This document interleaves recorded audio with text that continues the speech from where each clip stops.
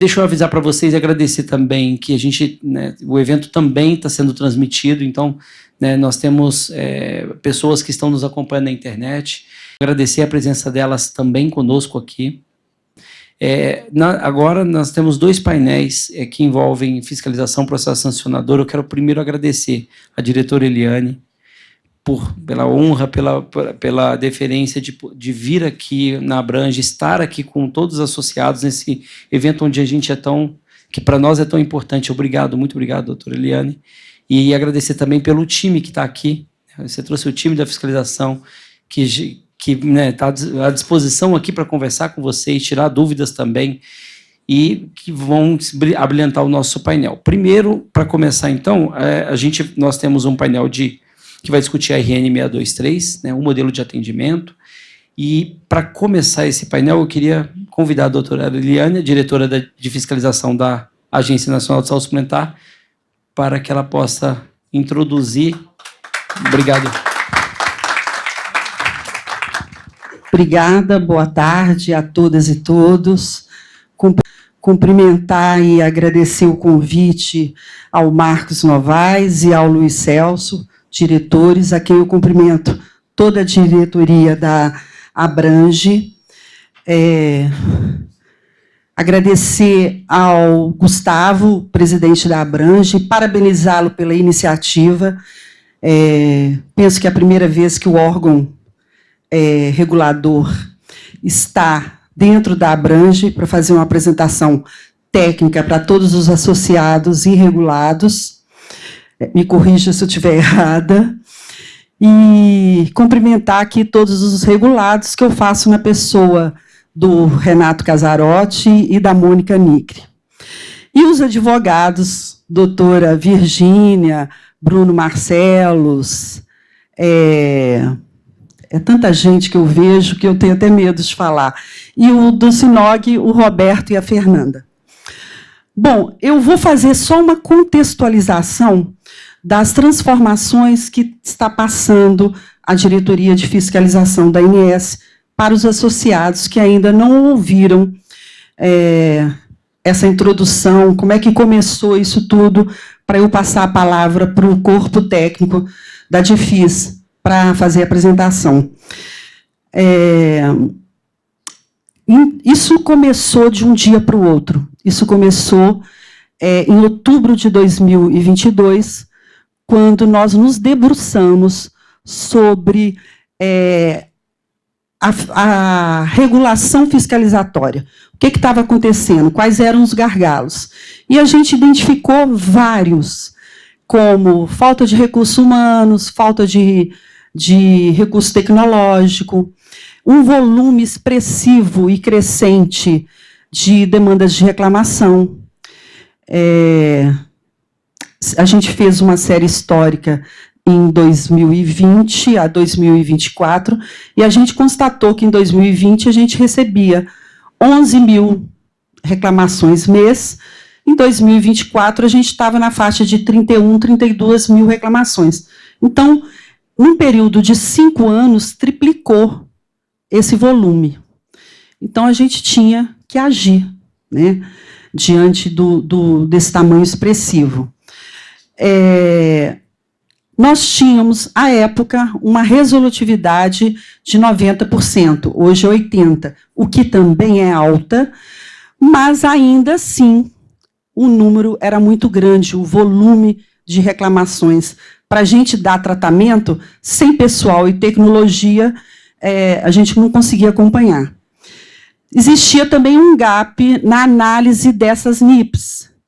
Não condizia com a realidade atual do mercado, então a gente não estava acompanhando. Tinha também o passivo de processo sancionador, 40 mil, que a gente só acompanhava o prazo prescricional.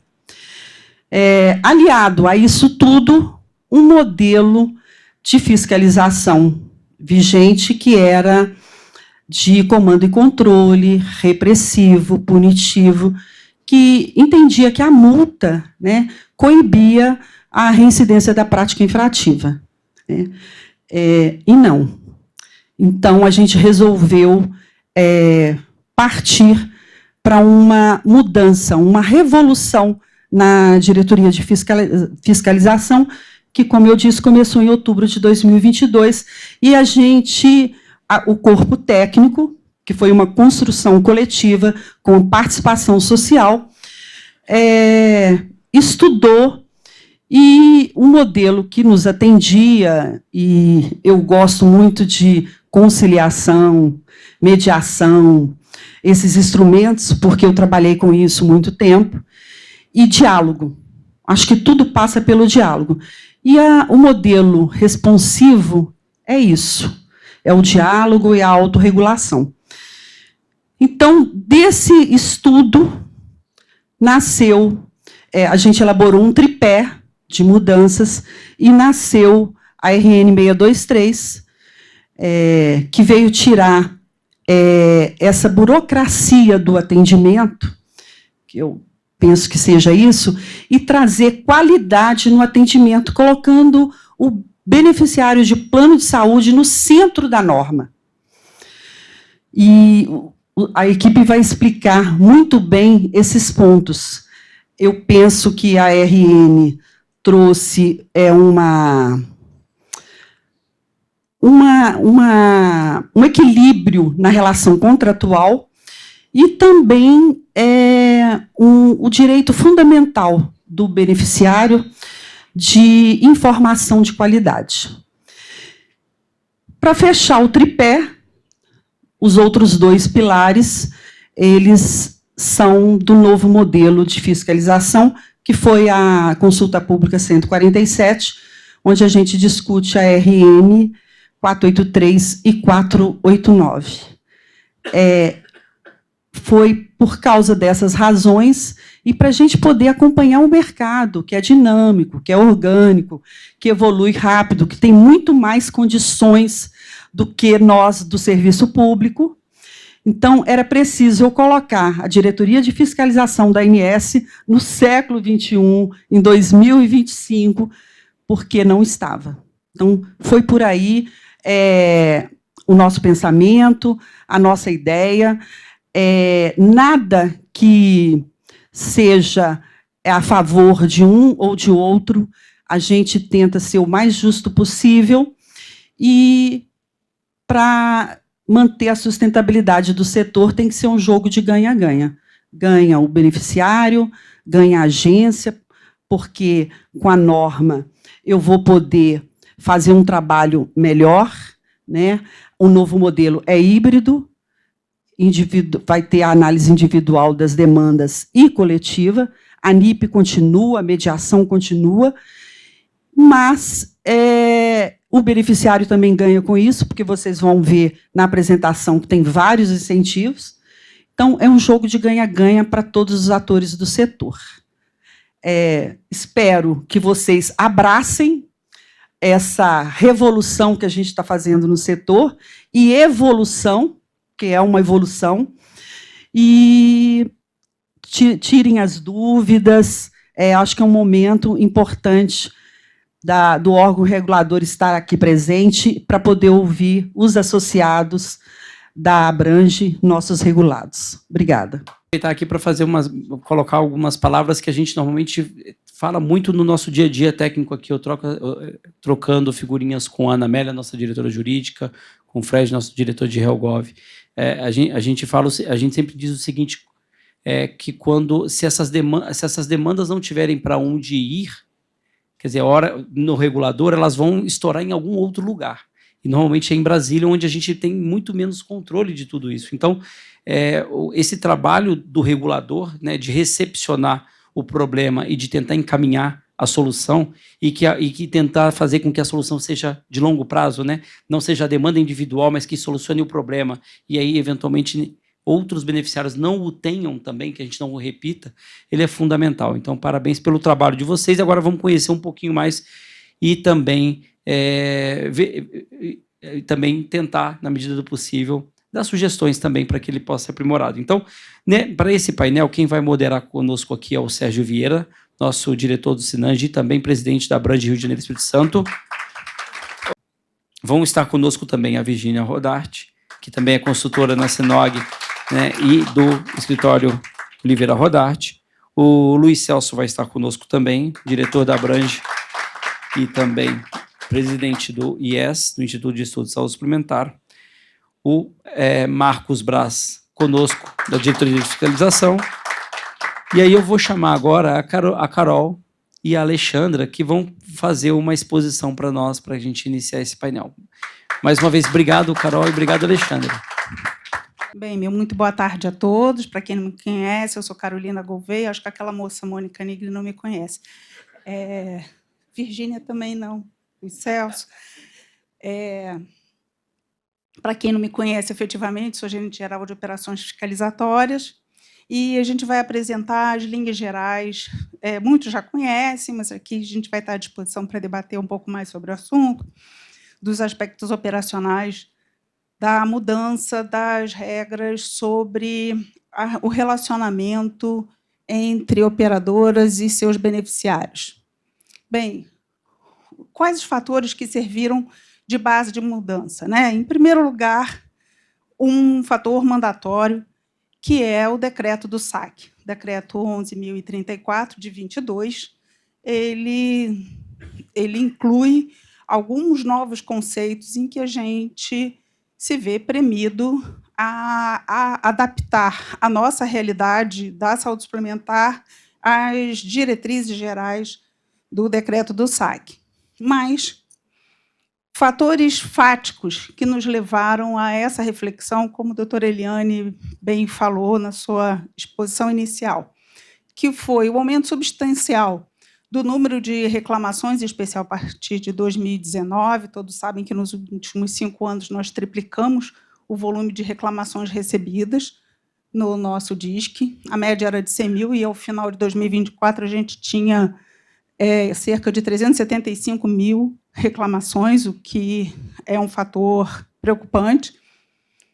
O índice de resolutividade não alterou. A doutora Eliane falou em 90%, e depois a 80%, mas, na verdade, o que nós fizemos foi uma outra leitura sobre a resolutividade. Antes, nós considerávamos a análise, e, hoje em dia, com a TIR, o que nós medimos é a resolutividade da mediação, que é aquela imediata.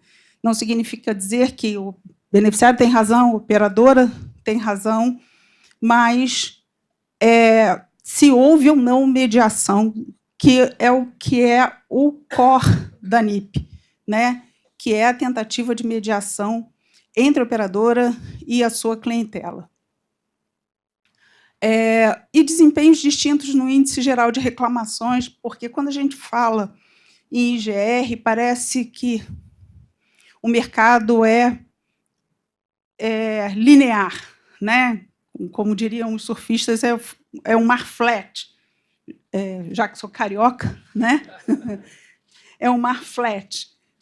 Os fatores são heterogêneos, vai depender do porte da operadora, do segmento. A gente sabe quais são as operadoras, quer dizer, nós todos sabem, né, porque, afinal de contas, é publicado, que têm melhor desempenho e outras nem tanto. E as que nos preocupam são aquelas que têm um desempenho não tão favorável. Assim. E as informações coletadas do réu Ouvidorias também nos serviu de grande base de dados. Bem, a gente sabe que a gente fez tomada de subsídio, nós fizemos formulários que foram respondidos pelas próprias operadoras. Mas o relatório das ouvidorias demonstrou que é residual o percentual, é pequeno o percentual de reclamações que subiam para a ouvidoria, mas que, quando subiam, pelo menos 1/4 dessas reclamações eram resolvidas em sede de ouvidoria, o que demonstrou a importância dessa instância para a operadora. E aí a gente identifica nesse comportamento, com base nos dados que nós temos, algumas falhas nos fluxos dos processos das operadoras.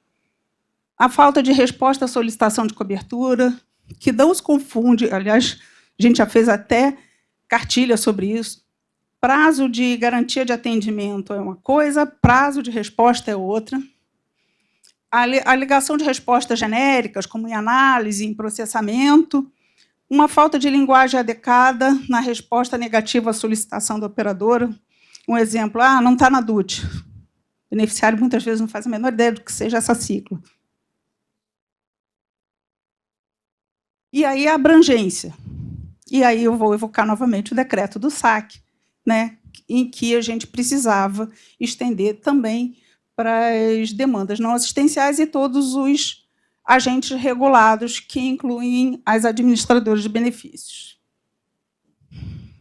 Vocês sabem melhor que eu, passar rapidamente para não tomar muito tempo, quais são as diretrizes da norma, que a gente pode traduzir pela transparência, a clareza da informação, a rastreabilidade do procedimento, a tempestividade, ou seja, tem que ser a tempo e a hora, e a resolutividade da demanda, a medição da resolutividade dessa demanda. Hoje em dia, você compra um remédio numa farmácia, recebe no seu e-mail se você está satisfeito, como foi o atendimento, quanto foi o prazo de entrega.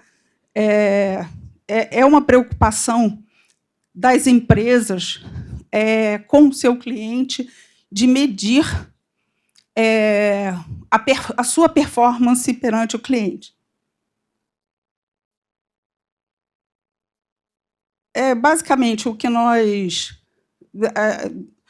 a única inovação foi positivar na norma um modelo virtual, mas que ele já está presente pelo WhatsApp, seja pelo aplicativo ou site. As diferenciações por pote já estão mantidas. E que essa medição, neste momento, as operadoras podem instituir medição própria. Quem é do Rio, vai lá nas Casas Pedro, vai comprar... Virgínia vai às Casas Pedro, já vi. Vai lá comprar cranberry, que é bom para a saúde. No final, você tem que ir lá dar nota de 1 a 5. E isso você vê.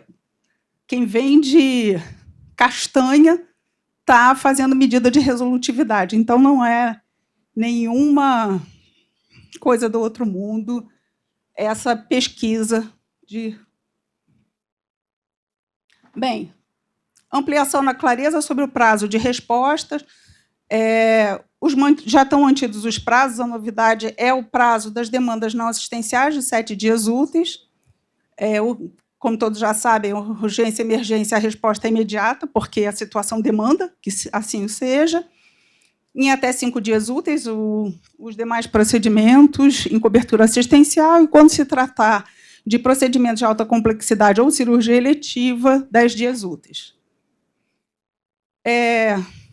Ficou positivada a vedação de expressões genéricas em análise, em processamento, em auditoria, em andamento. Estamos vendo isso aí, nada disso. O consumidor ele precisa saber em que ponto está a solicitação dele efetivamente, né? E, com isso, a gente faz uma confluência com a norma de junta médica, a gente não traz nenhuma novidade. Os prazos para a resposta final, já vou adiantando, da junta médica não são os prazos da RN 623, mas o processamento da junta médica deve ser informado a tempo, ainda que você tenha resultados parciais, porque na RN de junta médica odontológica, há algumas informações que são devidas ao consumidor, né? E o prazo fatal é o prazo da realização do procedimento pela garantia de atendimento ou da negativa da cobertura devidamente arrazoada. Esses prazos, até o final, se o consumidor pede antes, a gente tem a resposta, ainda que seja da parcial, de como está sendo processado como está sendo processada a junta, né? É obrigatório o fornecimento, no caso da negativa, né, de autorização, o fornecimento da informação, independentemente da solicitação do beneficiário, e deve ser entregue em formato que possibilite ou um download ou impressão. Ele tem que ser em linguagem clara e objetiva, isso também é mandatório, até em razão do Código de Defesa do Consumidor, o princípio de informação ao consumidor. e sendo inadmitida exigência desarrazoada, obviamente, né? O pedido tem que ser disponibilizado independentemente do pedido do beneficiário, ainda que você tenha um canal direto com o prestador, porque muitas vezes, por exemplo, em cirurgia isso é muito comum. Quem pede o procedimento é o médico e o beneficiário quer saber como está o andamento. E aí ele precisa perguntar à secretária do médico, para a secretária do médico informar. Porque esse canal entre o próprio beneficiário sobre o assunto de seu interesse, porque, afinal de contas, é em seu nome que está sendo realizado o pedido, ele não tinha acesso a essa informação. Agora ele passa a ter também.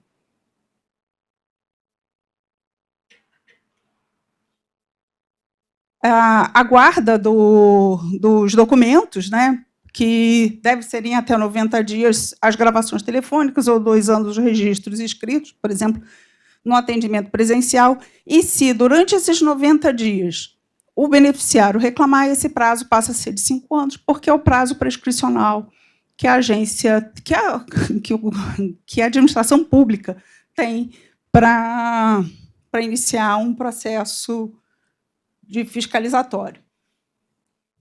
Obrigatoriedade de divulgação ostensiva de todos os canais de atendimento, em especial a ouvidoria, que a gente fez um destaque bastante grande, a ouvidoria, porque,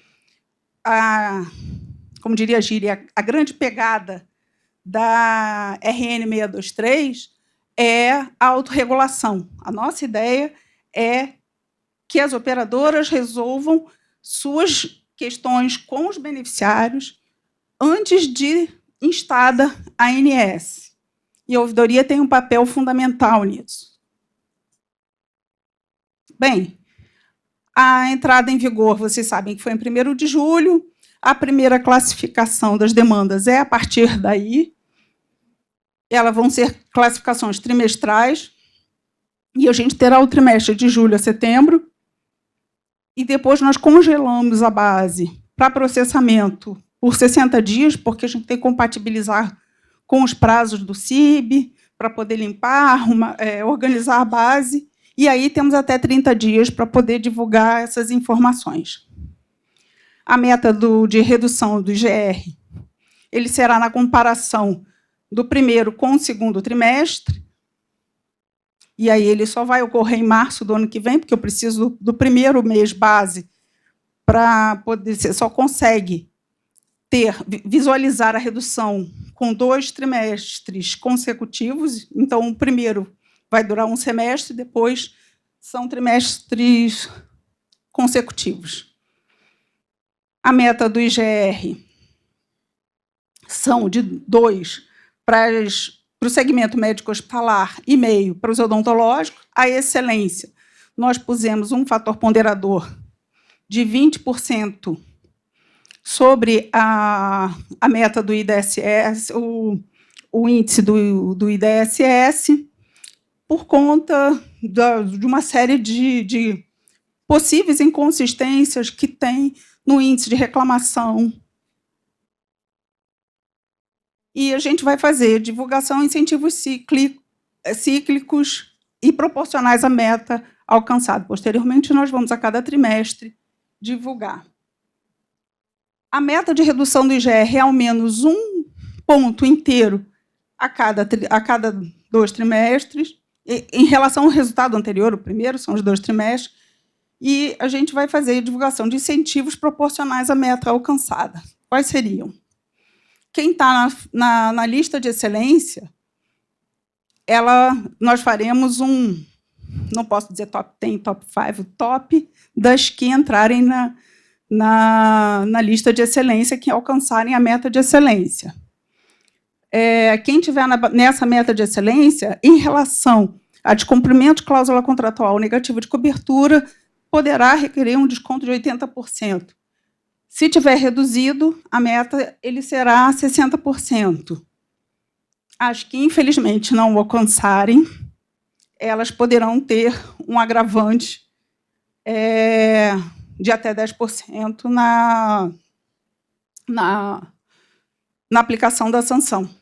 E a possibilidade de aplicação de advertência em relação à conduta específica das centrais de atendimento, que é objeto do artigo 99, desde que ela não seja reincidente, né? O que inibe a possibilidade de a gente aplicar a advertência se ela estiver em situação de reincidência.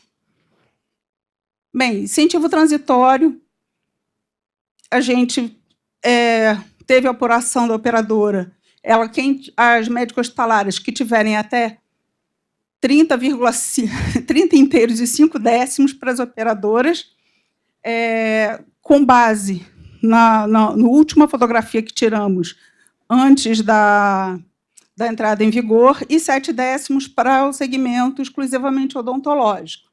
O que significa dizer que é um IGR ao menos 50% menor do que a média do setor dessa fotografia que nós tiramos mais recentemente, que era um índice de 61. As operadoras elegíveis já foram oficiadas para exercer o pedido, né, de solução antecipada, e tem o prazo até de 90 dias dos requerimentos processados.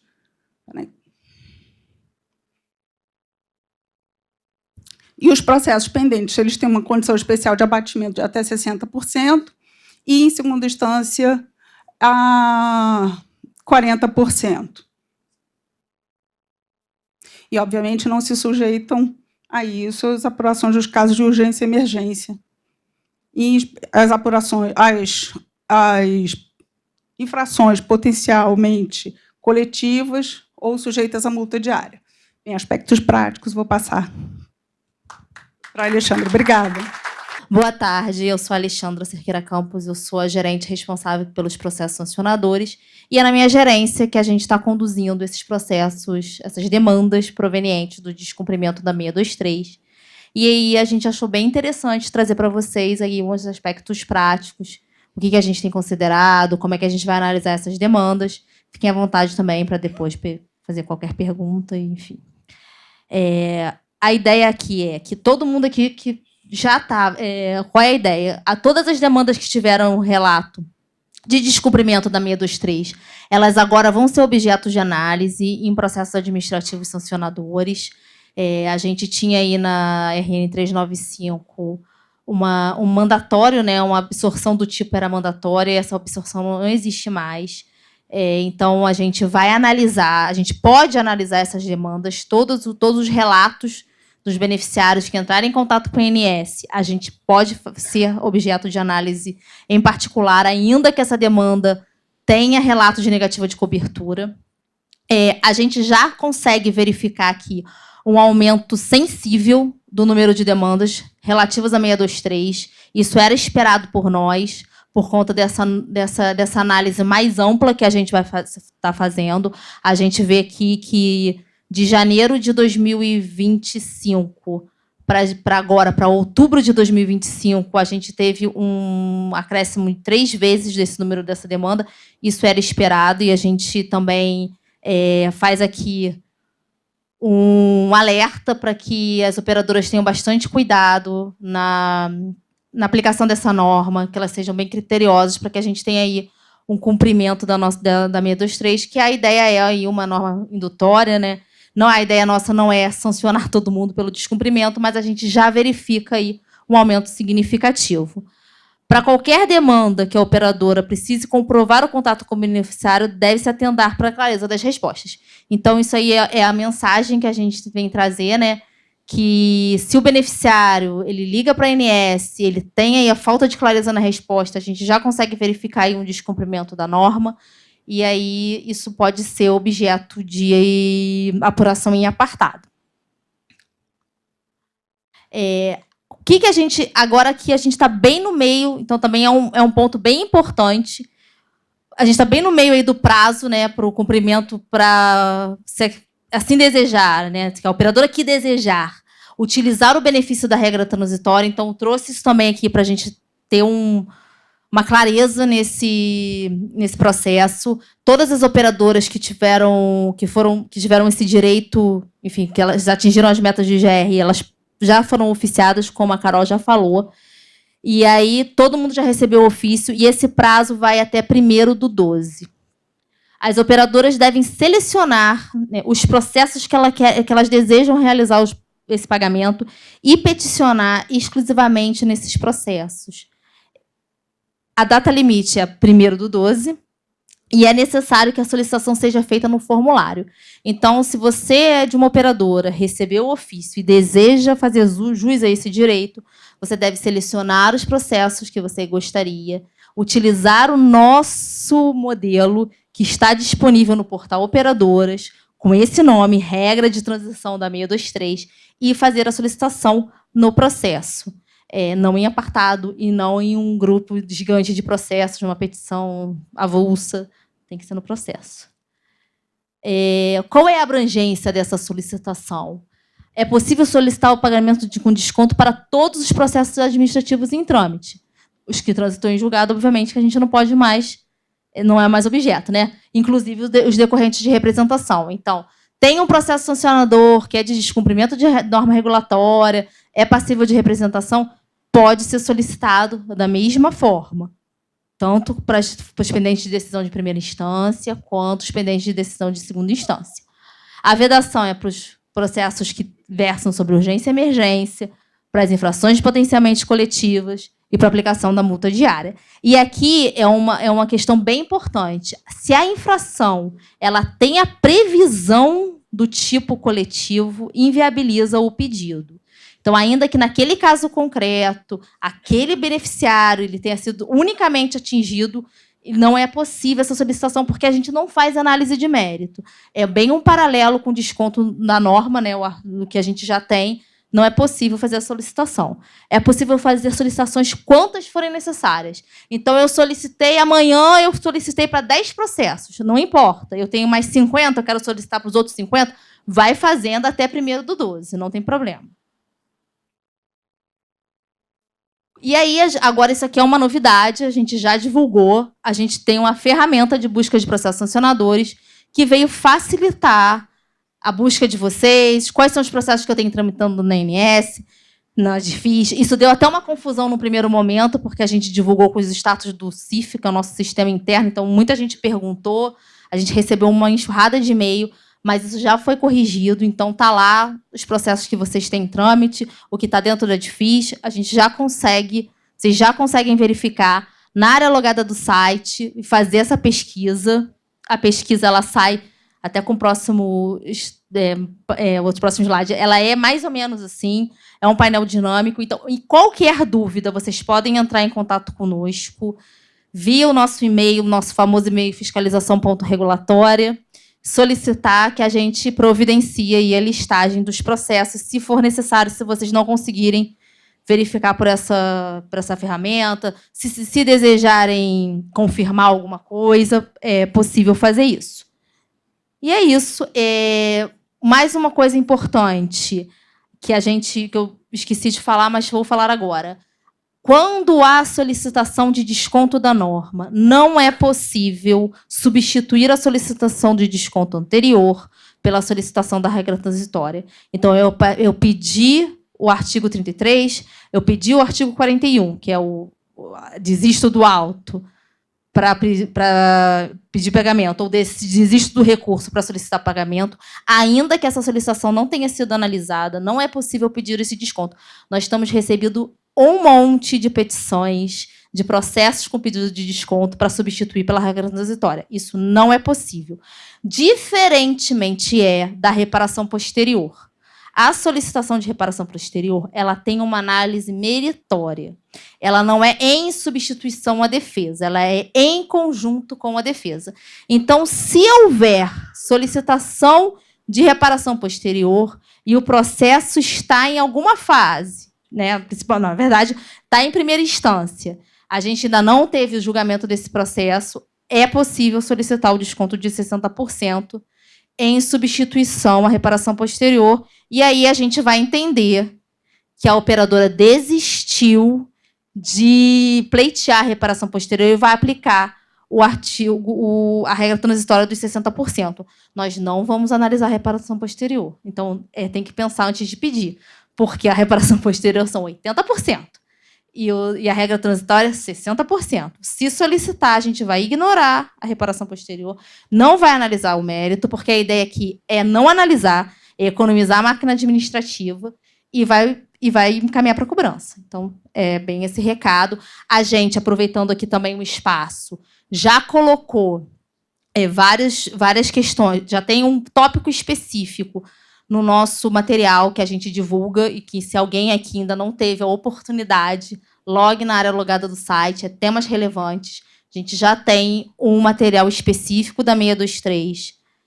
Se existe alguma dúvida de vocês com relação à apuração, alguma coisa que vocês tenham entendido que não ficou claro, que é objeto de dúvida, também pode encaminhar para o nosso e-mail, e, dependendo, a gente pode até enriquecer esse material.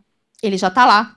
Já tem várias coisas relativas a 623 para que, sim, ajude a sanar as dúvidas. A gente também tem o FAQ, mas esse material é uma questão bem mais prática aí do dia a dia dos processos. E eu fico por aqui, se alguém tiver alguma dúvida, senão podemos abrir aqui o debate. Obrigada, gente. Por favor, doutor Luiz Celso, Virgínia. Como não vai ter apresentação, podemos ficar em frente aí, né? Bom, boa tarde a todos.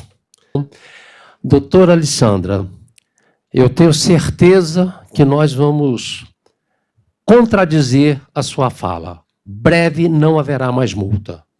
Nós estaremos na perfeição plena. Sim, sim. É esse o nosso desafio. Pode preparar, doutora Eliane, que breve não teremos mais esse tipo de dúvidas. Bom, é lógico que é isso que eu tenho que imaginar, isso que eu tenho que sonhar, pensar, torcer, incentivar. Mas a RN 623 está aí. Eu até hoje, apesar de 12 horas aula com a doutora Virgínia, que eu reitero meus agradecimentos, em nossa regional, mais de 500 pessoas em todo o ciclo de aulas participando, emitindo dúvidas, coisas muito interessantes, muito inteligentes. E até hoje tem algumas dúvidas, sim, mas tem muito inconformismo. Isso não tem mais espaço. Foi publicado no Diário Oficial. Não tem mais inconformismo. Promover o aprendizado, a prática e desempenhar, para decepcionar a Alessandra. Estamos combinados. Muito bem. Bom, mas numa última encontro nosso no Rio de Janeiro, o doutor Toro, por sinal, uma pausa aqui, brilhante palestra, o doutor Toro, brilhante, brilhante. Ele disse uma frase que me marcou muito. Ele falou assim, Eliane, parece que foi coisa de Deus quando a ANS colocou que toda negativa de cobertura tem que ser dada por escrito. Porque o Supremo Tribunal Federal falou a mesma coisa. Você deu uma dica lá? Pois é. Nós somos pioneiros. Então, Nós somos pioneiros. Pois é. Ele falou, parece que foi coisa de Deus, a ANS fez e o Supremo copiou. Então, isso tem que servir para alguma coisa. Isso também não pode ser simplificado e passou a ser obrigação sem que traga algum avanço. No momento que nós, operadora, damos uma negativa por escrito, é uma prova cabal, para um lado ou para outro. Está escrito. Não é mais discutível. Então, será que é muito sonho de minha parte? Sou sonhador? Imaginar que este documento por escrito merece uma credibilidade de nós, operadora, tipo assim, olha, não abra NIP. Eu estou te dizendo que não tem motivo de abrir. Mas, óbvio, que se tiver alguma desinformação, alguma má-fé em dar por escrito algo tão sério, é prova cabal para um lado ou para o outro. Multi, liquide, acaba, faz o que tiver que fazer. Mas, na medida que a gente assume a responsabilidade, dá por escrito, e depois eu ainda tenho que correr atrás de tudo, que foi aberto uma NIP, eu acho que a gente está caminhando para uma credibilidade, um aperfeiçoamento, que isso merece uma reflexão. Porque os números de NIP estão subindo. E é muito difícil explicar para uma pessoa que está lá necessitando de alguma coisa que ela não tem direito. Ela não se conforma. Ela vai procurar a INSS com razão, porque tem situações que realmente ela tem razão. Então, fazendo essa primeira reflexão, eu quero ouvir a opinião de uma grande operadora, ouvir a opinião da doutora Virgínia, que trabalha com grandes e pequenas e médias, o que essa cobertura negada por escrito pode ser de aprendizado e sinergia de todos nós. Primeiro você, Luiz Celso, meu amigo, boa tarde. Boa tarde, Sérgio. Muito provocativo, muito obrigado mais uma vez também. Parabéns à Branche por esse evento. Você vê que aqui todos trabalharam, porque eu também estou rouco, hein, Max? Eu acho que essa mudança de tempo, então esse é bom também para ser rápido, né? Sérgio, eu acho que assim, a norma em si, toda norma que vem como uma norma de indutora de boas práticas, ela tem que ser muito bem aplaudida, já disse isso em outros momentos. Acho que a ANS, a DIFIS, a ANS, como tudo, está de parabéns, toda vez que ela, de fato, incentiva o setor num processo de autorregulação, num processo de conformidade, do melhor atendimento ao seu beneficiário. Eu acho que, antes de tudo, o mais importante, eu acho que esse é o grande mérito da norma, é incentivar e fortalecer os canais de atendimento e a qualidade do atendimento ao beneficiário. Obviamente que a NIP, ela e ela deve ser de caráter excepcional, ela não pode ser uma regra, né? A negativa de cobertura, ela faz parte do processo. Há sempre a questão de equívocos no entendimento por parte do médico que vai solicitar, ou até mesmo do desejo do beneficiário de achar que ele tem direito a algo que ele não tem direito, porque não está no rol, ou porque não está na DUT, ou porque não está no contrato. Mas, de alguma forma, a questão da elegibilidade, como carência ou doença ou lesão preexistente. Mas o mais importante, o ideal é que a operadora tenha capacidade e fortaleça e dê transparência nesta relação com o beneficiário, de forma que ele resolva as suas insatisfações ou dúvidas nessa comunicação com ela mesma, com a própria operadora. Então, fortalecimento dos canais, seja no primeiro nível do atendimento, seja no nível da ouvidoria, é o mais importante, né?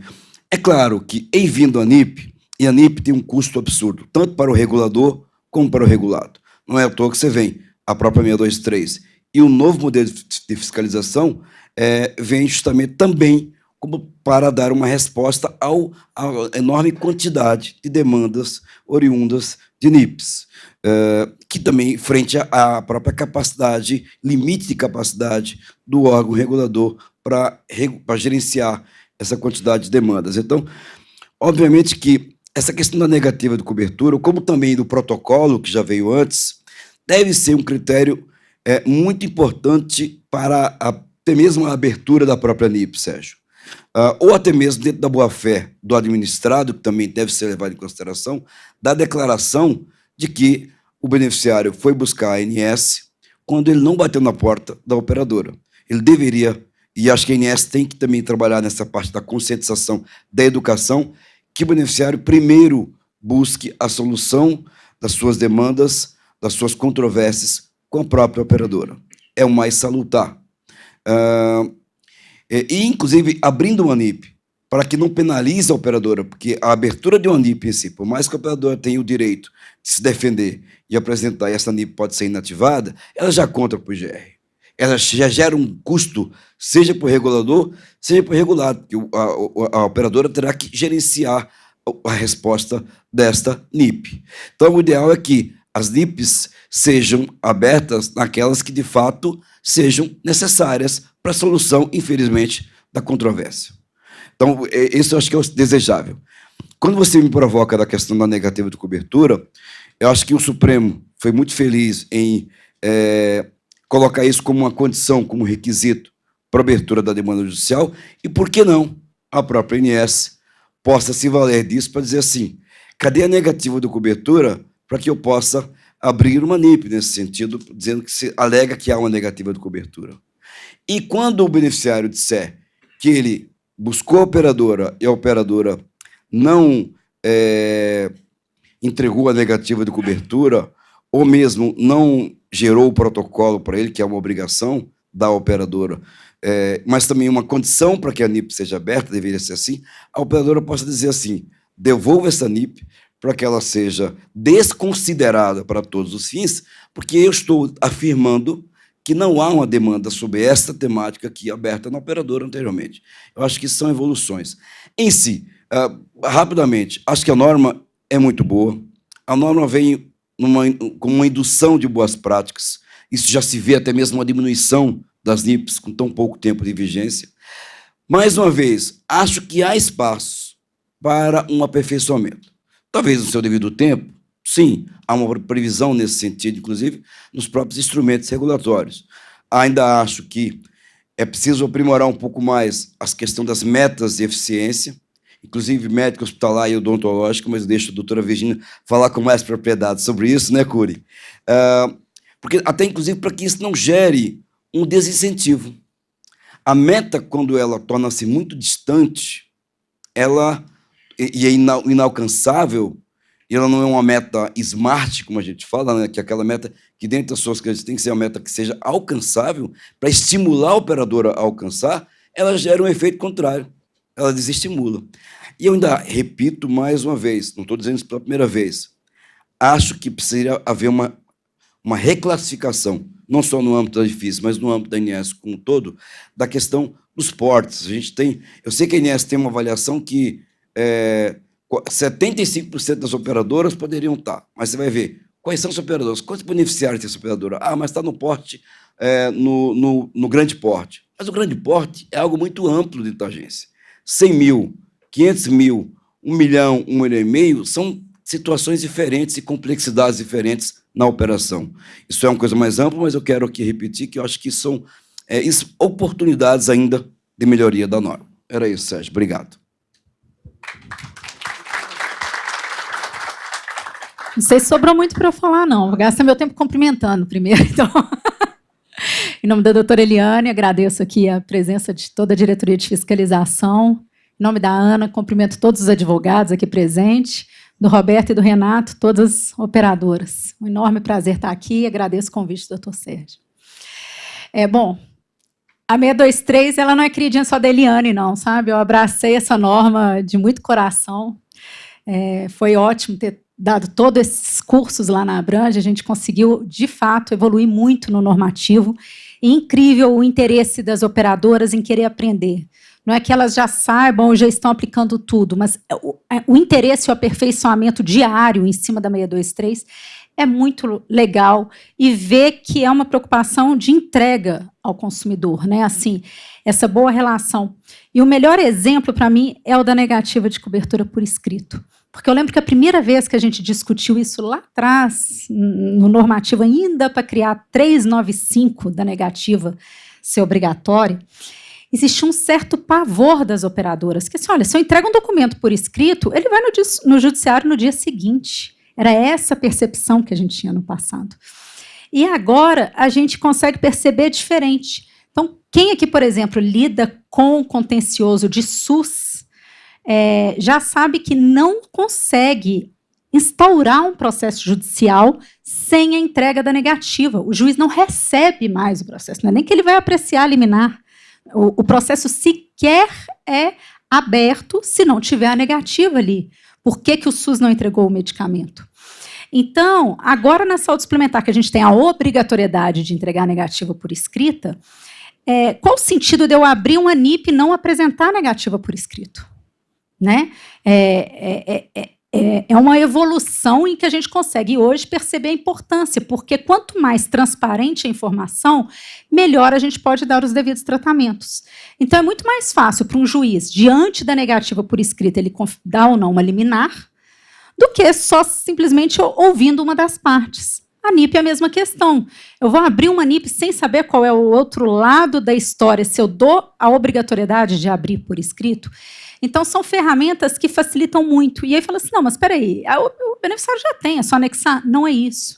É porque a gente sabe que no dia a dia, muitas NIPs são abertas sem o beneficiário procurar primeiro a operadora. Então, quando a gente fala de apresentar um documento, e que ele deveria ter este documento, é para fortalecer a relação operador e beneficiário. Eu quero exigir essa relação. Quantas NIPs são abertas com o número de protocolo do prestador, não é da operadora? Então, são avanços, mas a gente está no início de um processo muito proveitoso de regulação responsiva. A gente está agora, né, a 623 foi o pontapé inicial, e é o que vai vir da consulta pública 147, dando andamento nisso. Então, é claro que a gente vai ter um espaço ainda muito para dialogar.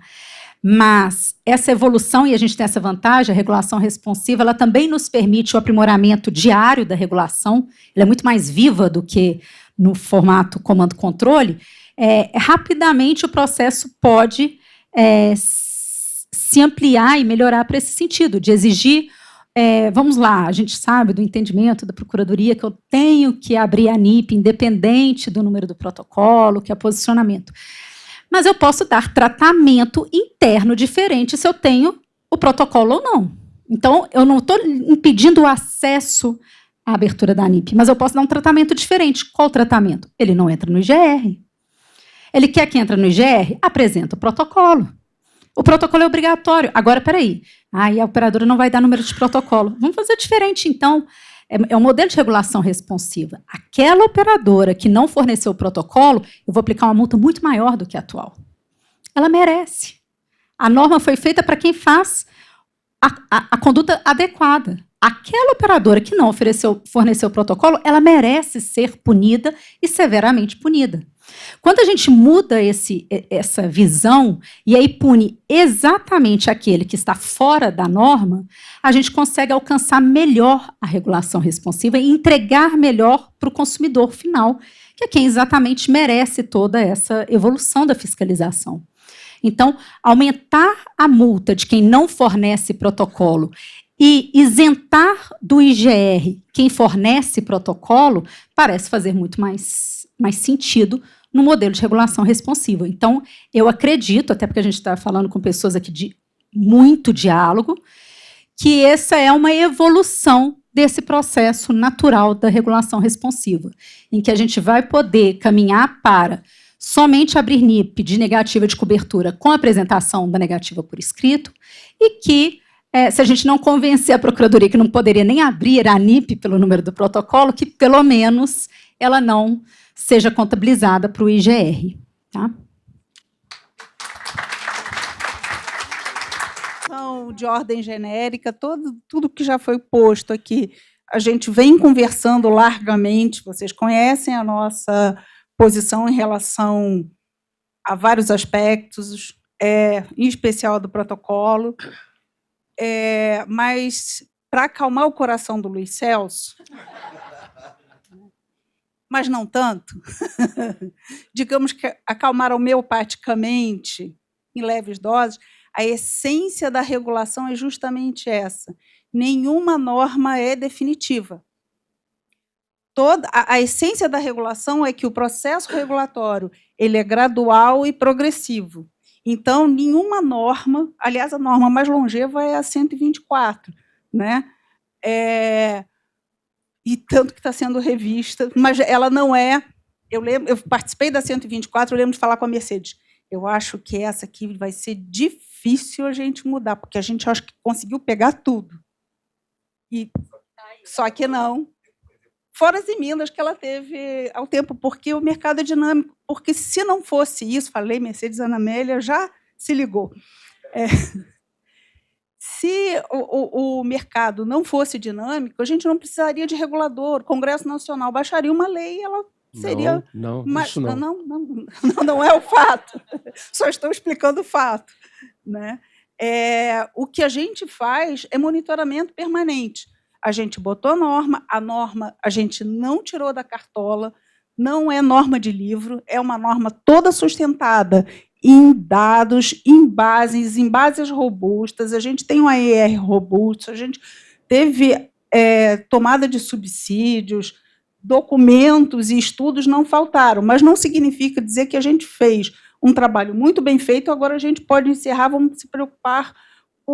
nos preocupar com outra coisa. A gente vai continuar monitorando, porque a alteração de norma, a mudança, ela é bem-vinda, ela é a essência da regulação. Eu só não estou dizendo que vai ser amanhã, tá? Porque a gente vai precisar de novas bases, novos estudos que nos levem, o famoso ARR, que nos leve a entender que é preciso aprimorar.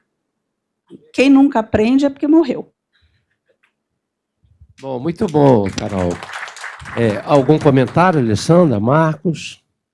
Bom, vamos sim colocar... Só um comentário rápido, já aproveitando aqui a questão da 623, e toda essa questão da interface com o beneficiário. A gente, às vezes, o que a gente mais vê, e aí eu estou dizendo aqui, que pese todo mundo querendo que eu fique desempregada, ou seja, o que a gente mais vê nos sancionadores, e eu posso falar com propriedade, é a falta realmente de comunicação com esses beneficiários e a falta de comunicação com a ANS. Então, a gente tem feito um esforço grande nesse sentido, de verificar estudos internos do porquê que esses processos não são encerrados antecipadamente, o que leva a esses processos se alongarem, às vezes aí em segunda instância, e a gente vê muita resposta muito sem clareza, com a clareza com o órgão regulador e com o beneficiário que assiste, que vocês assistem. Então, eu acho que a 623 veio nesse sentido mesmo. Eu sei que não é nem o objeto da pergunta, mas eu vou aproveitando a oportunidade. Respondam bem o beneficiário de vocês e nos respondam bem, porque, de repente, a gente vai ter aí uma queda vertiginosa do número de reclamações e dos processos administrativos e vão ter que arrumar um outro lugar para mim. Vai ser muito bom. Não vai faltar, Alessandra. Bem, nós vamos dar uma sequenciazinha. A gente tem um grande finale da origem de muitos que nós estamos falando, que nunca falamos, mas hoje nós vamos falar um pouquinho. Mas, para mim, está uma síntese clara, está na nossa mão. Vamos fazer bem feito? Vamos dar negativa por escrito de forma incontestável, didática, clara? Porque daqui a um tempo a ANS vai voltar a pensar nessa conversa nossa e pode concluir. Estou perdendo tempo, estou gastando energia, algo que está aqui demonstrado que o mercado está se aperfeiçoando, porque por escrito é uma prova cabal de um lado ou de outro. Mas ótimo. Luiz Celso, concordo com tudo que você falou. Nós temos que não aumentar só a eficiência, temos que ser eficazes. E aí é que a gente tem que ver mecanismo. Eu dou por escrito ao beneficiário, explico para ele, e ele abre uma NIP. Eu não fui eficaz, fui eficiente. Conversei, expliquei, mas não fui eficaz. E aí vem um desafio. Como atingir essa eficácia? Porque na pequena operadora eu vivo isso e dou nota 10 e é fácil. São poucos minhas necessidades de conversar, explicar, satisfazer, encantar, corresponder, e ele não abre a NIP. São poucos. Então, funciona. Mas como seria isso para uma grande operadora? E, doutora Virgínia, para uma pequena, média operadora também é um instrumento de eficácia, conversar, mas é um desafio para você, hein? Para mim é fácil. Sempre para grande é um grande desafio, porque é muito superlativo e sempre é uma dificuldade quando você pensa em larga escala para algumas situações. A gente viu isso aqui mais cedo na questão dos novos modelos de remuneração. Talvez você vê muita coisa incipiente, doutor Cássio, mas quando você imagina isso em larga escala, há sempre uma complexidade maior. Não quer dizer que seja impossível, pelo contrário. Eu acho que remonta a uma questão de... Alguém falou isso aqui também de manhã, acho que foi a doutora Lenise, doutora Eliana, que é a questão da confiança. A gente precisa resgatar a confiança do beneficiário na operadora. Naquilo que você disse, eu vou lá, dou a negativa por escrito. Ele não confia que aquilo esteja correto. Ele vai no órgão reclamar, muitas vezes. Então, resgatar essa credibilidade, essa confiança, está no papel de comunicar, de transparência, de não também aquela coisa... porque se você pisa na bola uma vez, você já perde essa confiança. Você demora muito tempo para reconquistar essa confiança, mas muito pouco para perdê-la. Então, é um cuidado permanente, é uma vigilância permanente. Eu acho que, mais uma vez, o ideal é que a gente, sim, responda com clareza, com dados com objetividade, até mesmo para avaliar se é o caso de apresentar uma defesa ou aproveitar os incentivos regulatórios e pedir um desconto. Acho que um grande mérito que se via, uma mudança que se teve com a questão dos descontos foi acabar ou diminuir, pelo menos, com recursos e defesas meramente protelatórias, exatamente. Isso é um custo muito grande para o regulador e para o regulado, que financeiramente fica muito pior em termos operacionais. Mas, Sérgio, é isso. É mais complexo para as grandes, mas a solução é a mesma. É comunicar-se melhor, é cumprir o normativo, é cumprir os contratos, é satisfazer o próprio consumidor, é tratá-lo bem. E tratá-lo bem, muitas vezes, é dar a negativa com acolhimento. Às vezes, eu trabalhei no órgão de defesa do consumidor. Eu digo até, Alexandre, que eu também trabalhei em 2 órgãos, inclusive na ANS, eu falava que meu objetivo final era me autodestruir. Porque no órgão de defesa do consumidor, eu sempre achei que o ideal era que ele não existisse. Na hora que a gente desse força e fortalecesse o consumidor para escolhas adequadas, para conhecer bem os seus direitos, ele não ia mais precisar de um órgão de defesa do consumidor. Então, estou trabalhando para educá-lo, para fortalecer, para que ele seja consciente o suficiente para fazer boas escolhas e, quando ele for lesado, ele saiba que está sendo lesado e buscar a sua forma de, inclusive pela forma de não escolher aquele fornecedor. É a melhor forma dele detratar aquele fornecedor, escolhendo o outro. Na agência também. Eu sempre achei que a agência está ali para fortalecer o mercado. Quando o mercado for maturo o suficiente, não vai precisar mais de regulação, né? É um sonho distante, mas temos que percorrer esse objetivo, né? Quem sabe trabalhar numa ausência ou pelo menos não ausência, mas numa autorregulação, porque os atores são maduros, respeitam-se e respeitam as normas e os contratos. Então, acho que a gente precisa fortalecer esta relação de confiança, cumprir as normas, isso sai muito mais barato, é satisfazer o próprio consumidor. Serve para a grande, serve para a pequena também. Bom, uma das medidas que eu vejo mais acertadas da 623 foi ela não ter definido a medição de resolutividade. Ela colocou a obrigatoriedade, então todo mundo tem que medir a sua resolutividade, mas ela não colocou como. E por que isso é fundamental nesse processo de melhoria da relação com o usuário? Você não compara com ninguém, porque a sua medição é própria, a do outro é outra regra, então não tem como você comparar qual é melhor ou pior o resultado. E aí você consegue ser verdadeiro naquilo que você está avaliando, porque é o seu lado e que a ouvidoria vai acompanhar. Então, quem está fazendo medição de resolutividade, buscando o aprimoramento da norma, sabendo que não vai ter ninguém fiscalizando se aquela nota é boa ou ruim, e sim que existe alguém medindo e que quem vai saber se aquela nota é boa ou ruim é só você com você mesmo, você consegue entender onde está a deficiência do seu processo. Então, medições elas devem ser qualitativas e quantitativas. Não adianta eu querer falar que eu tenho lá 10 reclamações para cada 1.000 beneficiários. Ok, mas o que isso significa? Ele ficou satisfeito com o resultado? Então, eu tenho que ter também a medição qualitativa daquele resultado. Quantas dessas demandas depois viraram NIP? Quantas viraram reclamação em órgão de defesa do consumidor? Quantas viraram judicialização? Então, eu tenho que medir tudo para eu saber, e aí eu vou saber exatamente assim, olha, peraí, essa operadora aqui, o beneficiário vai muito para o judiciário. Como que é a judicialização naquele município, naquele local, e vamos trabalhar nessa vertente.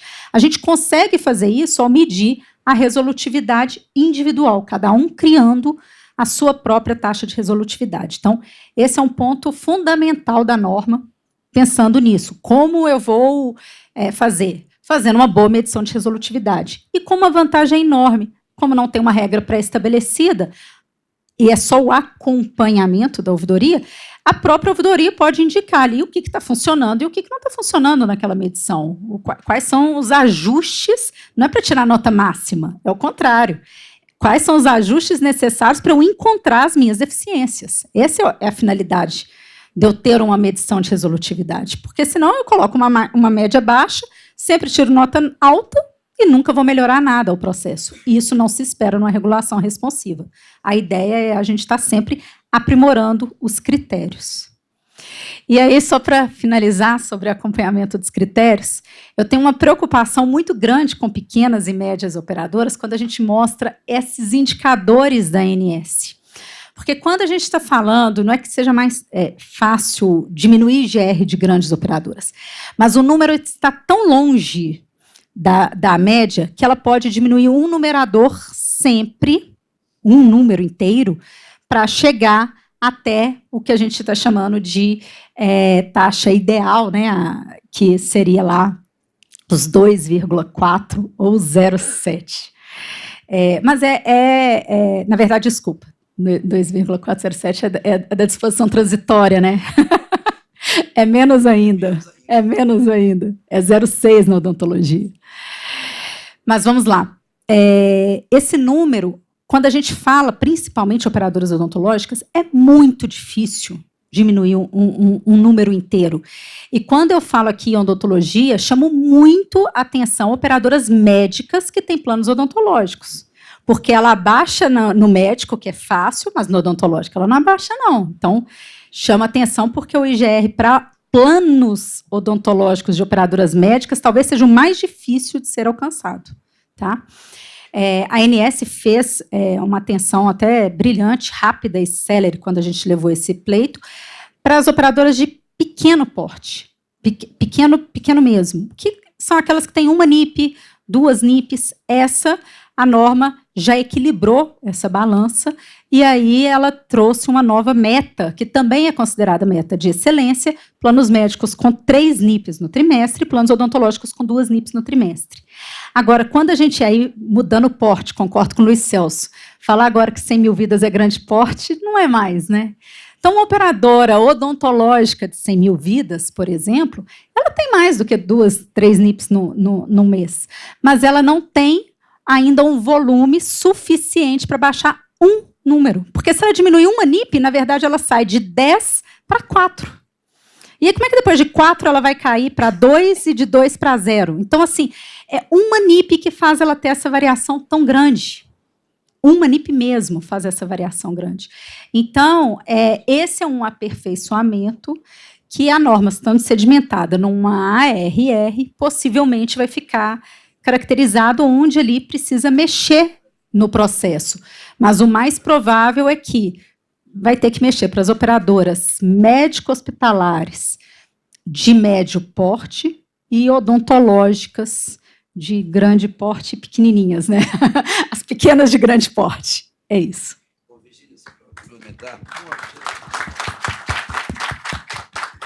Só para complementar você, Virginia, eu concordo plenamente. Ainda tem um agravante para essa situação médico-hospitalar e odontológica, que são as situações, eu até já tive a oportunidade de conversar isso com a diretoria de fiscalização, que são as situações em que as demandas médico-hospitalares são classificadas como odontológicas. E aí piora mais a situação, porque o que já era complicado fica mais ainda. Então é preciso também pensar para essas situações uma maneira fácil, né, sistêmica talvez, para que seja reclassificada, até para que você não gere um desincentivo. É justo, é uma medida de justiça, não, mas você comprova que, de fato, aquela demanda não é odontológica e vice-versa. Carol, Alessandra, Marco, fazer algum comentário, por favor?